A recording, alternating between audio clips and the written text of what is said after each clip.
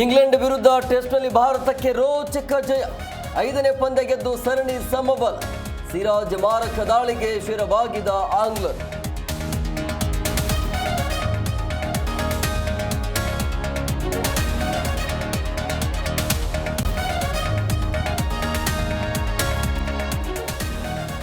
ಧರ್ಮಸ್ಥಳದಲ್ಲಿ ಶವಗಳು ಹೂತಿಟ್ಟ ಪ್ರಕರಣ.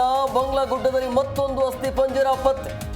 ಶೋಧ ಸ್ಥಳಕ್ಕೆ ಒಪ್ಪಿಕೊಂಡೊಯ್ದ ಎಸ್ಐಟಿ.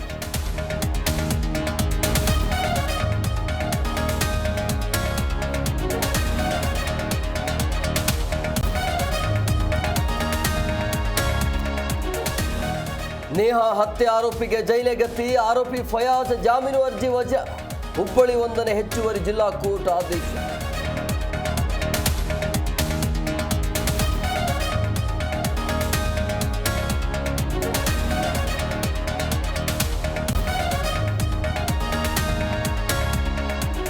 ಸಾರಿಗೆ ನೌಕರರ ಜೊತೆಗಿನ ಸಿಎಂ ಸಂಧಾನ ವಿಫಲ. ನಾಳಿನ ಮುಷ್ಕರ ಮುಂದೂಡಲು ಹೈಕೋರ್ಟ್ ಆದೇಶ. ಸಿಎಂ ಸಭೆ ಹಿನ್ನೆಲೆಯಲ್ಲಿ ನಿರ್ದೇಶನ.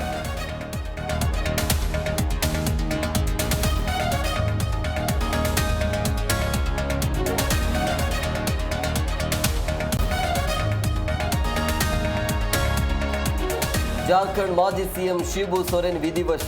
ಪ್ರಧಾನಿ ಮೋದಿ ಸೇರಿ ಗಣ್ಯರಿಂದ ಅಂತಿಮ ನಮನ. ನಾಳಿನ ರಾಹುಲ್ ಪ್ರತಿಭಟನೆ ಶುಕ್ರವಾರಕ್ಕೆ ಮುಂದೂಡಿಕೆ.